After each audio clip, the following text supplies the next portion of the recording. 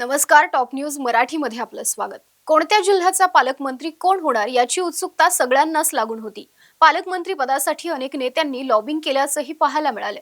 अशात पालकमंत्री पदाची यादी जाहीर झाली आणि या यादीची चर्चा बीडच्या पालकमंत्री पदावरून झाली. पण याशिवाय गेल्या 24 तासात अत्यंत महत्त्वाची घडामोड घडली.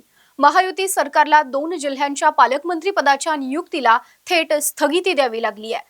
नाशिक जिल्ह्याचे पालकमंत्री म्हणून गिरीश महाजन आणि रायगडचे पालकमंत्री म्हणून आदिती तटकरे हे औट घटिकेचे पालकमंत्री ठरलेत. या 2 जिल्ह्यांच्या पालकमंत्री पदावरून नेमकं काय घडलं पाहूयात. भाजप नेते गिरीश महाजन आणि राष्ट्रवादी अजित पवार गटाचे नेते सुनील तटकरे हे दोन्ही आपापल्या पक्षातील दिग्गज नेते.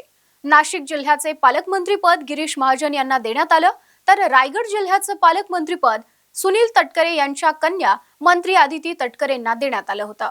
या दोन्ही जिल्ह्यांची पालकमंत्री पदं शिवसेनेच्या वाट्याला न आल्यानं शिवसेना नाराज झाली आणि शिवसेनेच्या नेते पदाधिकाऱ्यांनी आंदोलनाच्या स्वरूपात तीव्र निषेध व्यक्त केला.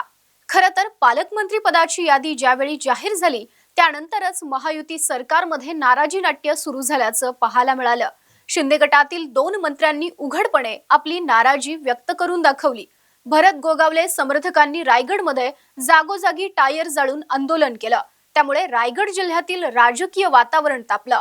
मुंबई गोवा महामार्गावर गोगावले समर्थकांनी महाड परिसरात जागोजागी टायर जाळून सुनील तटकरेंचा निषेध व्यक्त केला. हजारो गोगावले समर्थक रस्त्यावर उतरून तटकरे यांच्या विरोधात घोषणा देत होते. त्यामुळे महायुती सरकारकडून रात्री उशिरा या संदर्भात निर्णय घेण्यात आला आणि 2 पालकमंत्र्यांच्या पदाला स्थगिती दिली गेली. आता हा तात्पुरता तोडगा काढण्यात आलाय. बहुचर्चित रायगडच्या पालकमंत्री पदाची धुरा मंत्री आदिती तटकरे यांच्याकडे तर नाशिकचे पालकमंत्री पद गिरीश महाजन यांच्याकडे सोपवण्यात आले होते. एकीकडे रायगड जिल्ह्याच्या पालकमंत्री पदासाठी शिवसेनेचा आग्रह होता. भरत गोगावलेंना या ठिकाणी पालकमंत्री पद मिळेल अशी अपेक्षा होती. मात्र गोगावले यांना डावलून पुन्हा आदिती तटकरेंना रायगडचं पालकमंत्री करण्यात आलं. त्यामुळे गोगावले यांच्या समर्थकांनी आक्रमक पवित्रा घेतला होता. तर नाशिकचं पालकमंत्रीपद दादा भुसेंना मिळेल अशी शिवसेनेला अपेक्षा होती. अजित पवार गटातून माणिकराव कोकाटे यांचंही नाव पुढे येत होतं. त्यांनी तसा दावाही केला होता. पण दादा भुसे आणि गिरीश महाजन यांच्यात खरी रस्सीखेच दिसून आली.